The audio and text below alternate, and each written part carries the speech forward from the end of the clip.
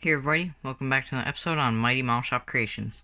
Today, I'm going to show you my final on my DeTomaso Pantera GT5 by Testors. Without further ado, let's roll the intro.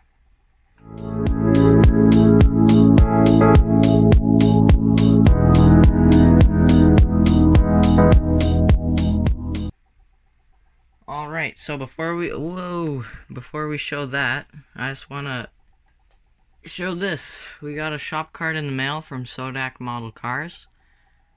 Very cool shop card indeed. I love the design. There's his all social media tags. Make sure to subscribe to him on his channel, like his Facebook page, follow his Instagram, and shoot him an email if you want to get one of these cool shop cards. And it came with a sticker.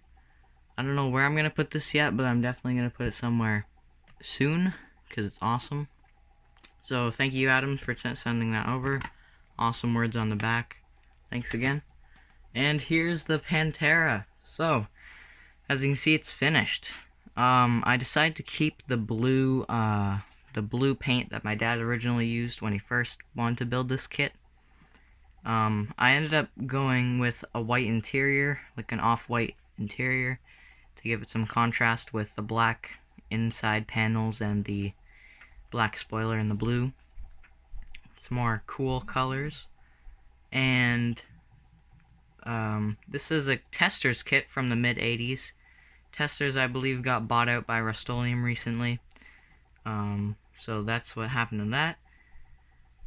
This looks to be a curbside kit, and the reason why I say that is because under here you can see a whole bunch of just plain stuff. It kind of reminds me of the Tamiya kits because it doesn't actually come with an engine to build. But as you can see, I believe this is a curbside kit because it may have been a toy before, because there's a battery package and see there's a gear right there. So that may have been a curbside kit. I'm not 100% sure. But yeah, actually, forward, off, reverse. So yeah, it must have been. Something awesome with the underbody, I can actually remove it just like this.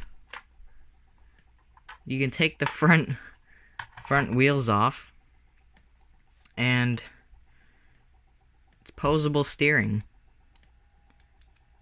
So you can have it turn left and right. What I did with the wheels, I detailed them all up. Awesome, awesome. And then you can just pop them back on. Easy peasy. Just like that. So it's actually really helpful, because if you want to show this at like a model show or something, you can just take it off and then bam. Actually, I can turn the wheels like right now. Show you how cool it looks. Yeah. This kit comes with a flat box, as you can see. Oh, I guess the camera's quite zoomed in, but that is how thin the box is, and we have other flat box kits. I'll show you that right now. These are some of the flat box kits that we own, just to give you a sense of what I mean.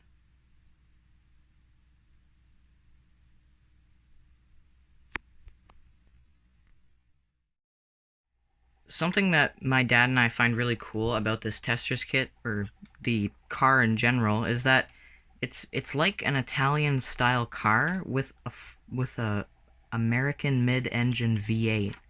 Like, it's really, really cool. And I find it really awesome because usually when Italian brands and American brands come together, they flip it around and it doesn't really work out too well, because they have like American style cars with a European motor in it, which doesn't always end up being the best thing in the world. No hate to my European fans out there, but I just think that this looks way better.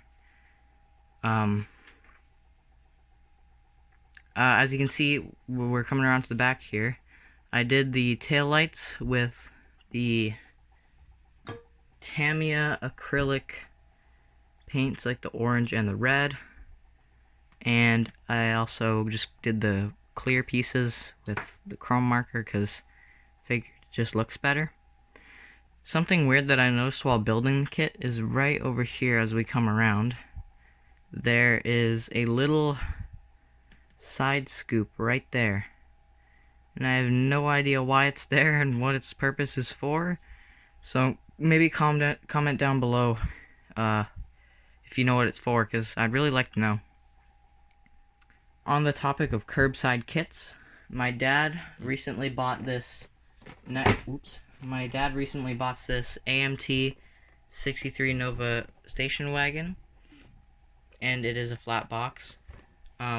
If you want to see what he's going to do with that, because he has a ramp truck to go along with it, here's a little bit of sneak peek. Ooh. Maybe if you guys pause the video, you can see what that was. But I'll have to show that idea in a different video, because he's not doing a Pro Street. Because I've seen a bunch of people do a Pro Street with that kit. But you guys will have to stay tuned to see what he's doing with that. Testors made a lot of different model kits back in the day. In 1986 this kit was released. But yeah, they have a bunch of Porsche kits. There's the Pantera right there. Over here they have a Lamborghini, cable car, Maserati, another Porsche, and military stuff. I think I'm gonna try to find this Maserati car because it looks really cool. But yeah, really awesome stuff. It was actually a relatively easy kit to build too. I found it quite surprising because I believe someone had asked me to build this kit, and that's why I chose it. It was in my introduction video. I can't remember the guy's name, but that's why I ended up building this kit. So hopefully you're watching, and here's the final product. But yeah, there was nothing really too hard building this kit with. I think the hardest part was probably, I don't know. The hardest part was probably putting the things in those mufflers. Because as you can see, you can kind of see the outline, but right there and there, I thought these tabs were supposed to go where it was. And only when I put the chassis on afterward, then I realized that, oh, that's way too far in. I gotta fix that. So I'm glad I did fix that. Thank you guys so much for watching the video. I hope you enjoyed. Don't forget to like and subscribe.